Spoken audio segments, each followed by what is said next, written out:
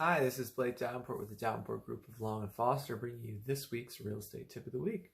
This week we're going to be talking about the pros and cons of waiving an appraisal contingency. We're going to be talking about what an appraisal contingency is and what you need to know. So let's jump in.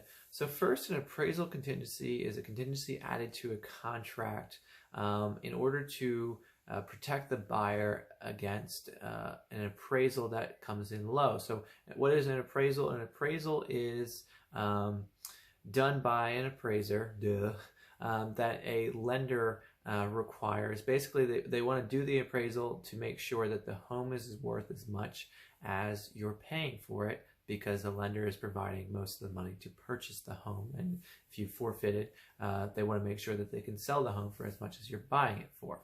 So the appraisal contingency of a contract is there to protect against the appraisal if it comes in low, because if it comes in low, the appraisal contingency gives you the option as a buyer to walk away, or it gives the option for the seller to lower their sales price, or the buyer has to come up with cash to cover the difference.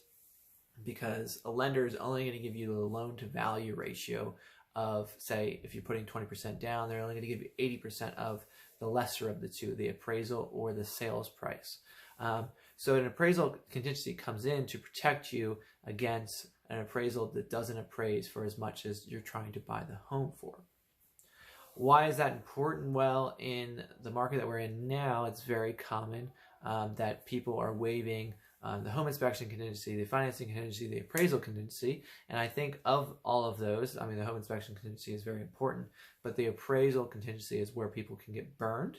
And that's where you potentially, as a buyer, have to come up with a lot more money, depending upon how much you escalate up to, because a lot of offers in this situation or in this area are now escalating way above the list price. So you just have to make sure that you're escalating to a point where it still will appraise for that. So what are the pros of removing an appraisal contingency? Well, say we have a $500,000 price point and you're escalating up to $550,000. So if there's another offer that puts your offer up to $550,000, say you'd be willing to pay $550,000 for the property. Well, by waiving that appraisal, that guarantees to the seller that they're going to get that $550,000, even if the appraisal came in low. Say it only appraised for $540,000, it still guarantees the seller that they're going to get $550,000. So that's why it's appealing to them. And in the market that we are in now, sellers have a lot of doubt because things are just, the prices are increasing so much and things are just selling for as more than the neighboring properties or the comparable properties that it can sometimes, as a seller, be alarming that maybe it's not going to appraise, and then the buyer, we're going to have to lower the sales price and the buyer could walk away. So by removing that, it's really appealing to the seller, and there's been several instances where our clients have won because they've waived the appraisal contingency where another offer did not. And and then the appraisal came in right at the sales price. Excuse me. So there wasn't an issue at all. And I've never had an appraisal come in low. That's not saying that they don't come in low. I've heard of instances where they've come like $50,000 under what the people agree to pay for it. So that's, again, why you need to sit down with your real estate agent and understand how much is the max that a property will appraise for.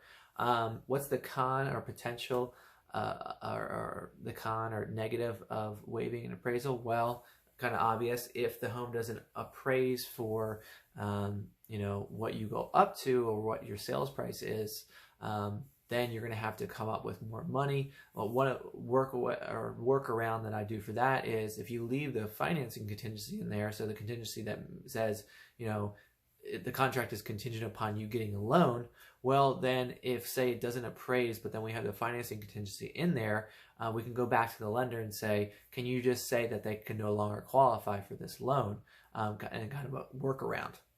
And if they say they, you can no longer qualify, excuse me, you can no longer qualify, then that's your opportunity to walk away and protect that earnest money deposit, because that's really what's at risk.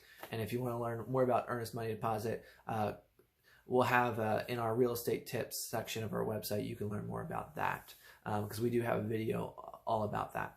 But yeah, so those are kind of the pros and cons of waiving an appraisal contingency. In this market, you're most likely going to have to do it, so it's good to understand both of those.